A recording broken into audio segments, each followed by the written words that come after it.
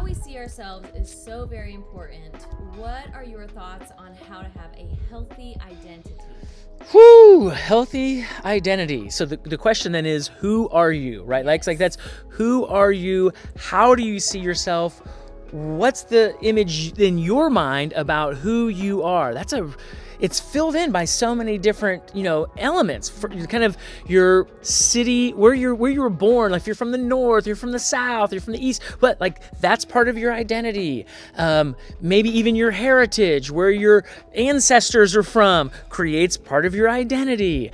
And I have found that even mostly our relationships, when you see yourself as a son, daughter, husband, wife, brother, sister, parent, mom, dad, like there's lots of identity that come through our relationships in our family, and even in I'm a boss, I'm a worker, I'm an employee, I'm an owner, all from the business to personal, those things. And so I have found the idea of who we are, how we see ourselves, our faith, how we relate to the people around us, the world around us, our place in it.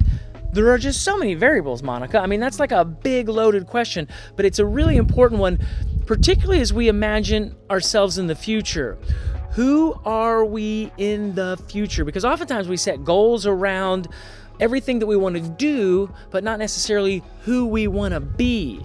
And it starts with, who do we currently see ourselves as, and who do we imagine we can be? And so the metrics, I shouldn't say the metrics, probably the elements that cause our identity are our relationships, are our own traditions and history, honestly, even our imaginations for the future. That thing that we see ourselves becoming shapes who we are even now, so we can live into that in the future. But how we manage the thoughts about who we are, how we let ourselves keep thinking about ourselves. And Monica, there's a lot of people that deal with negative self-talk, that when they see themselves, all they see is the negative and those insecurities that rise up.